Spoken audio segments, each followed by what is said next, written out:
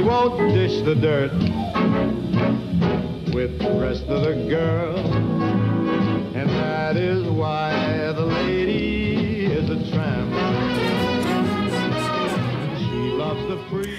The unmistakable vocal stylings of Frank Sinatra, Old Blue Eyes, would have celebrated his 100th birthday today, and his influence is still being celebrated right around the world. Tashauna Reid is here to explain. What's his legacy? Well, Frank Sinatra is being celebrated for being Frank Sinatra. I mean, he's just a legend, and he's influenced so many pop artists of today, R&B artists, across the gamut, of course, jazz musicians. But over his 7-decade career, if you can imagine that, he's done 1,400 recordings. He's been on the Billboard even after he passed away.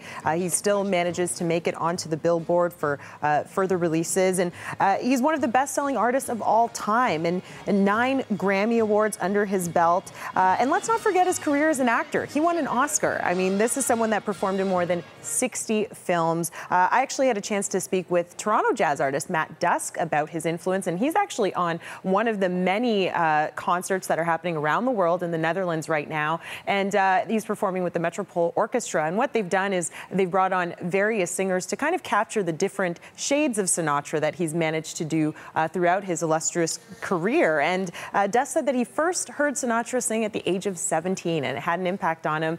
And he was just that cool guy. He just managed to package cool so well. Here's Matt Dusk speaking about the influence of Sinatra. Take a listen.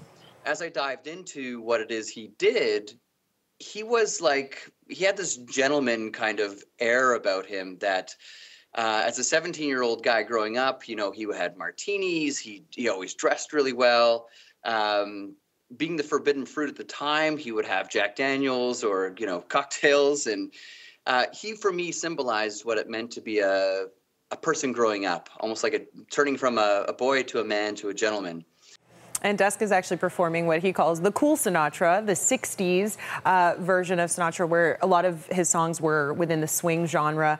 So songs like That Life, Summer Wind, and there are so many different commemorations happening, museums that are doing special, shows for Sinatra. Last weekend, the Grammys did a massive all-star tribute, so a lot happening to celebrate the 100th day that he would have turned 100. I did it my way. That's my favorite. But what did Matt Dusk have to say about his favorite Sinatra song? Well, it was funny because he said it's such a hard question because Sinatra had spanned, so many different genres, decades of producing music. Just to bring him down to one song is almost impossible. And, he said that one of the things is that there are so many shades to Sinatra. You could choose from different genres. He said he loves Send in the Clowns or One for My Baby. But he said that if he had to perform one song every single day, it would be My Way. When the funny thing about that is Frank Sinatra, we learned through his daughter, she wrote that he actually didn't like performing this song. I mean, it was one of his biggest hits, but for him, he just wasn't as crazy about it as everyone else was, which is quite interesting. But this song was written by Paul Anka, and I think the best way to get out of this segment is why don't we just listen to some Frank? I'm down, and some snapping too. All right, let's do it. Here's Frank Sinatra. Bring it My on. Way. But now as tears subside, I find it all so amusing to think I did all that, and may I say, not in a shy way, no, not me, I did it my way. For what is a man? What has he got?